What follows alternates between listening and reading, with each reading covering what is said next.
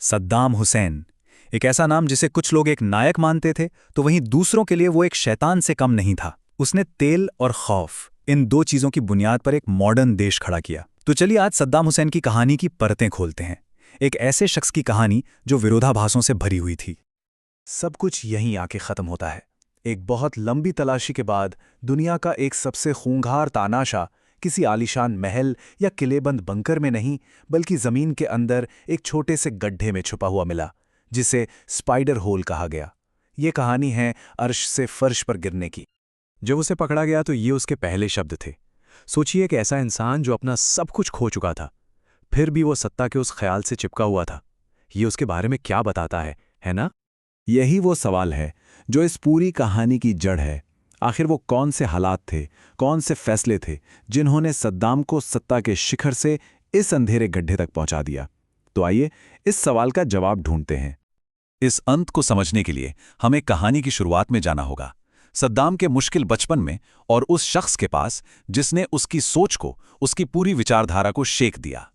सद्दाम का बचपन कह सकते हैं दर्द और तकलीफों से भरा था।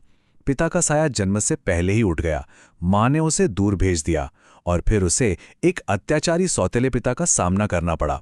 सिर्फ 10 साल की उम्र में वो इन सब से तंग आकर भाग गया अपने चाचा खैरेला तल्फा के पास, और यहीं उसी घर में उसके भविष्य के बीज बोए गए।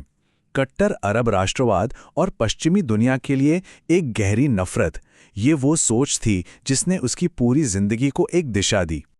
तो चलिए अब उसके जीवन के अगले अध्याय में चलते हैं। देखते हैं कि कैसे उसने बेरहमी और शातिर दिमाग के दम पर सत्ता की सीढ़ियां चढ़ीं और अपनी एक फौलादी पकड़ बनाई। ये उसके सत्ता तक पहुंचने के कुछ अहम पड़ाव हैं। देखिए, 1957 में वो बाथ पार्टी में शामिल हुआ। सिर्फ 2 साल बाद प्रधानमंत्री की हत्या की एक नाकाम कोशिश की और उसे देश से भागना पड़ा। फिर आया 1968 का तख्ता पलट, जिसने उसे उपराष्ट्रपति बना दिया और असल में इराक की असली ताकत उसी के हाथों में आ गई।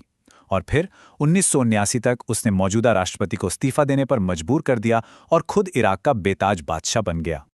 राष्ट्रपति बनने के बस कुछ ही दिनों के अंदर सद्दाम ने कुछ ऐसा किया जिसने डर के दम पर उसके शासन को हमेशा के लिए पत्थर की लकीर बना दिया। जरा उस मंजर की कल्पना कीजिए। एक हॉल खचाखच भरा है। सद्दाम बड़े आराम से सिगार पी रहा है और एक एक करके अपने ही साथियों के नाम ले रहा है जिन पर उसने गद्दारी का इल्जाम लगाया था। जैसे ही कोई नाम पुकारा जाता, सैनिक उसे पकड़कर हॉल से बाहर ले जाते। ये पूरी दुनिया और इराक के लोगों के लिए एक सीधा और साफ संदेश था। वफादारी करोगे तो सब कुछ मिलेगा, लेकिन गद्दारी की सजा सिर्फ मौत है।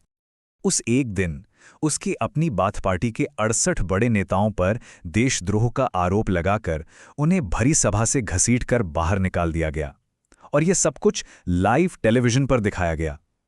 ये हर उस इंसान के लिए एक खुली चेतावनी थी जो उसके खिलाफ जाने की सोच भी सकता था। अब सद्दाम के शासन के उस दोहरे चेहरे को देखते हैं, जहां वो एक तरफ देश बनाने वाला था तो दूसरी तरफ एक बेरहम तानाशाह।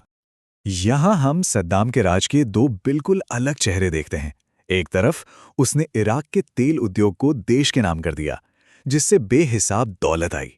उसने उस पैसे से स्कूल बनवाए, अस्पताल बनवाए, सड़कें बनवाईं। लेकिन सिक्के का दूसरा पहलू बहुत भयानक था। उसी सद्दाम ने अपने ही लोगों, खासकर कुर्दों और शियाओं पर जहरीली गैसों से हमले करवाए और खौफ का एक ऐसा साम्राज्य बनाया जहां किसी की भी आवाज उठाने की हिम्मत नहीं थी। ये घटना उसकी क्रूरता का एक छोटा सा लेकिन सटीक उदाहरण है। उसके राज में असहमति की कोई गुंजाइश नहीं थी। जो कोई भी उसकी बात से इत्तेफाक नहीं रखता था, उसका अंजाम बहुत बुरा होता था। अब बात करते हैं उन 2 बड़े युद्धों की जिन्होंने सद्दाम की विदेश नीति को तय किया और आखिर में उसी के पतन की वजह भी बने। पहला था ईरान के साथ 8 साल तक चला एक लंबा और खूनी युद्ध। सद्दाम को डर था कि ईरान की इस्लामी क्रांति की आग इराक तक पहुंच जाएगी, और देखिए विडंबना, इस जंग में उसे अमेरिका का पूरा समर्थन मिला था। लेकिन 8 साल की तबाही के बाद नतीजा क्या निकला? कुछ नहीं, सिवाय 10 लाख से ज्यादा मौतों और इराक पर कर्ज के एक बहुत बड़े पहाड़ के। फिर उसी युद्ध के कर्ज को चुकाने के लिए उसने एक और बड़ी गलती की, कुवैत पर हमला कर दिया। ये एक ऐसी भूल साबित हुई जिसने सब कुछ बदल दिया। इस एक कदम ने उसके पुराने साथी अमेरिका को उसका सबसे बड़ा दुश्मन बना दिया। नतीजा, एक करारी हार और इराक पर ऐसे विनाशकारी प्रतिबंध लगे जिन्होंने आने वाले कई सालों तक देश को बर्बाद कर दिया। तो चलिए अब इस कहानी के अंतिम अध्याय की ओर बढ़ते हैं, अमेरिकी हमले से लेकर उसके मुकदमे और फिर फांसी तक। 9/11 के हमलों के बाद दुनिया बदल गई। अमेरिका ने खुले तौर पर सद्दाम को आतंकवाद और सामूहिक विनाश के हथियारों से जोड़ना शुरू कर दिया, और जब सद्दाम ने इराक छोड़ने के 48 घंटे के अल्टीमेटम को ठुकरा दिया तो युद्ध का होना लगभग तय हो गया। हमला बहुत तेजी से हुआ।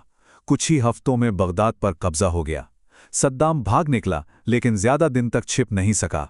कुछ महीनों बाद उसके दोनों बेटे एक मुठभेड़ में मारे गए, और आखिरकार दिसंबर 2003 में उसे उसी गड्ढे से पकड़ लिया गया जहां से हमने ये कहानी शुरू की थी। लेकिन यहाँ कहानी में एक दिलचस्प मोड़ है। जिन बड़े बड़े आरोपों की वजह से इराक पर हमला हुआ, यानी वो सामूहिक विनाश के हथियार और 9/11 से कनेक्शन, असल में वो आरोप नहीं थे जिनके लिए उसे सजाए मौत दी गई। उसे फांसी की सजा मिली 1982 की एक घटना के लिए जिसके बारे में शायद बहुत कम लोग जानते हैं, दुजैल नरसंहार। हुआ ये था कि उस पर एक जानलेवा हमला हुआ था, जिसके बाद बदले की कार्रवाई में 148 शिया पुरुषों और लड़कों की हत्या कर दी गई थी। अदालत में मानवता के खिलाफ यही एक अपराध था जो साबित हुआ, और यही उसकी मौत का कारण बना। तो आखिर में सवाल यही है, सद्दाम हुसैन कौन था? एक राष्ट्रवादी हीरो जिसने अपने देश को मॉडर्न बनाया और विदेशी ताकतों को चुनौती दी, या फिर एक बेरहम तानाशाह जिसने अपने ही लोगों पर बेइंतहा जुल्म किए? उसकी विरासत आज भी उतनी ही जटिल और विवादों से भरी है जितनी उसकी जिंदगी थी, और ये हमें ये सोचने पर मजबूर करती है कि इतिहास ऐसे नेताओं को आखिर किस तरह याद रखता है।